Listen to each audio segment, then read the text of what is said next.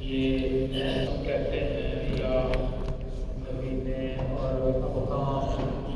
بلائیں تو ان کی معاشرے کے اندر کوئی اہمیت نہیں ہوتی کہ اگر کسی ابقام کے ساتھ کسی کا کوئی واسطہ بڑھ جائے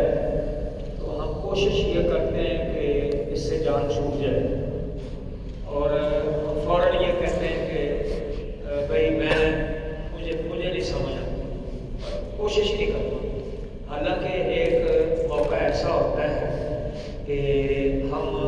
اشاروں کی زبان سے کام لیتے ہیں۔ مثلا ابھی الحمدللہ 5-6 دفعہ سعودی عرب گئے، ان کی عربی جو ہے نا اچھی طرح سمجھ نہیں آتی، یا کوئی دوسرے کسی ملک میں چلے جائیں کہ جہاں پہ ان کی زبان ہمیں نہ آتی، تو وہاں ہم کیا کرتے ہیں؟ اشاروں کی زبان سے کام لیتے ہیں اور اپنا مطلب سمجھا دیتے ہیں۔ تو میری نئی ڈیوٹی لگائی تھی امیر محترم نے، ابھی مجھے اتنے سائن بھی نہیں آتے تھے، تو عصر کی نماز کے وقت شیخ قادسیہ مرکز میں شیخ عبدالرحمن عابد صاحب نے درس دیا، تو ایک قصور کا بھائی بیٹھا ہوا تھا، تو وہ نا سنتا نہیں تھا، تو بہت ہی افسردہ ہوا، تو دفتر میں بھی وہ آیا ہوا تھا، تو میں نے اس سے پوچھا کہ تم پریشان کیوں ہے؟ اس نے کہا کہ یہ جو درس ہوا ہے نا مجھے کوئی سمجھ نہیں آئی، تو میں پریشانی میری یہ ہے کہ مجھے سمجھ ہی نہیں آئی، مجھے تو سنائی بھی نہیں دیا۔ تو میں نے اس کو کہا بھی آپ نا نیچے بیٹھ جاؤ، تو جو مجھے اشارے آتے تھے نا، تو اب تو کافی عرصہ ہو گئے بھائیوں میں بیٹھتے بیٹھتے الحمدللہ اللہ تعالیٰ نے کوئی موقع دیا، تو میں نے اس کو کہا کہ بھی آپ یہاں بیٹھو تو میں آپ کو سمجھاتا ہوں۔ اچھا شیخ صاحب نے نا درس یہ دیا تھا کہ موضوع یہ تھا کہ ہم نماز پڑھ کے فوراً دوڑ جاتے ہیں، ہمیں چاہیے کہ اسی جگہ پہ جب فرض نماز کے انتظار میں بندہ بیٹھے تب بھی فرشتے جو ہے نا وہ اس کے لیے دعا گو ہوتے ہیں، اور جب وہ نماز پڑھ کے فارغ ہوتا ہے تو جتنی دیر ادھر بیٹھا اذکار کرے گا اللہ کے فرشتے اس کے لیے دعائیں کرتے ہیں، اور ان کی دعاؤں کو اللہ رد نہیں کرتا، کیونکہ اللہ نے خود ڈیوٹی لگائی ہے کہ جاؤ جا کے بیٹھو اور بیٹھ کے ان کو جو ہے نا ان کے لیے دعائیں کرو۔ جب اللہ حکم دے رہے ہیں کہ دعائیں کرو تو اللہ کیسے قبول نہیں کرے؟ تو شیخ صاحب نے یہ درس دیا تو میں نے اس کو بٹھا لیا، اب مجھے تو اتنے اشارے آتے نہیں تھے، میں نے کہا یار آج پھر کوشش کرنی ہے اس کو سمجھانا ہے۔ میں نے کہا کہ یہ جو نماز جب فارغ ہوتی ہے نا تو ہم دوڑ کے چلے جاتے ہیں، تو یہ شیخ صاحب نے یہ حکم کیا کہ ایسے دوڑا نہ کرو، تو اذکار کیا کرو، اور سبحان اللہ اللہ پاک ہے اللہ اکبر، میں ٹوٹے ٹوٹے الفاظ میں نے اس کو سمجھایا۔ وہ جو ہے نا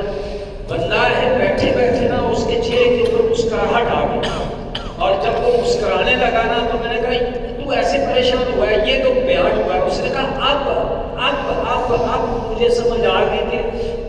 شیخ صاحب جو ہے انہوں نے کیا حکم کیا۔ تو دیکھو میرے بھائیوں، نبینہ کو کھڑا ہونا تو ہم اس کو اس نے مذاق جو ہے نا وہ کراس کرنا ہے، تو ہم جو ہے نا کوشش کرتے ہیں کہ یار اس نے یا یہ فقیر ہوگا مجھ سے کچھ مانگے گا، تو یا یہ مجھے کوئی فریب ڈالے گا، حالانکہ بہت بڑا اجر اور ثواب ہے۔ یہ دین جو ہم تک پہنچا ہے نا اس میں ان خصوصی افراد کا بھی مین کردار شامل ہے،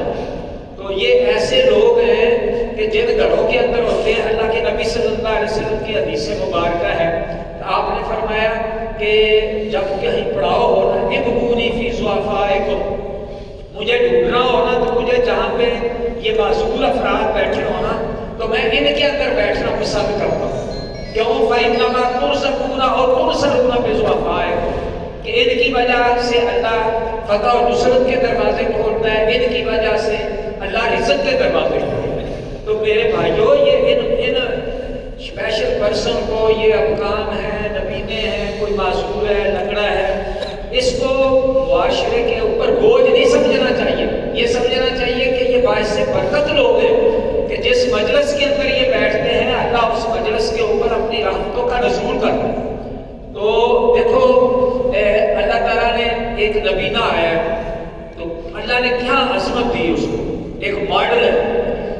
عبداللہ بن ام مکتوم نبی نے سیابی تھے، سردار بیٹھے ہوئے، اب اس کو تو علم نہیں تھا، اس نے جا کے اللہ کے نبی صلی اللہ علیہ وسلم سے مسئلہ پوچھ لیا۔ اللہ کے نبی صلی اللہ علیہ وسلم کی پیشانی کے اوپر نہ کوئی تیور ناگوار گزرا کہ میں بات کر رہا ہوں اور درمیان میں آ کے اس نے اپنا سوال بیان کر دیا۔ تو اللہ تبارک و تعالیٰ کو یہ بات اتنی ناپسند آئی کہ اللہ تعالیٰ نے قرآن مجید میں 16 آیات نازل فرما دی۔ اب سمعت واللہ انجاہ العامر، کہ آپ کی پیشانی پہ تیور آ گیا کہ ایک نبینہ میرے پاس آ گیا، اس کی ویلیو ہی نہیں ہے۔ تو جن کی طرف تو توجہ دیتا ہے تو وہ تو جو ہے نا وہ تیری طرف توجہ نہیں دیتے، اور یہ دین کا مسئلہ پوچھنے کے لیے تو اور میرے بھائیوں پھر اللہ کے نبی صلی اللہ علیہ وسلم اتنا احترام کرتے تھے عبداللہ بن ام مکتوم کا کہ ابو بکر صدیق رضی اللہ تعالیٰ عنہ کو وہ عظمت نہیں ملی جو اللہ تعالیٰ نے عبداللہ بن ام مکتوم نبی نے خود عظمت دی، کہ 10 دفعہ اللہ کے نبی صلی اللہ علیہ وسلم نے اپنی زندگی میں عدم موجودگی میں کہ جب آپ کسی قافلے کے ساتھ گئے آپ نے 10 دفعہ عبداللہ بن ام مکتوم کو مسلح رسول کا وارث بنایا، اور مدینے کی گورنری اور امارت عبداللہ بن ام مکتوم کو جتنی دفعہ اللہ کے نبی کی زندگی میں ملی ہے کسی صحابی کو نہیں ملی۔ اور وہ قادسیہ کے اندر دیکھو ان کے اندر کیا تھا، وہ کام ڈھونڈتے تھے کہ اور ہم اس معاشرے میں یہ ہے کہ بڑے بڑے بجٹ ہوتے ہیں، الحمدللہ جو جماعت نے کام کیا ہے نا کوئی نہیں کر سکتا۔ روز روشن کی طرح یہ بات واضح ہے کہ جماعت کے پلیٹ فارم سے حاجی اکبر عزیز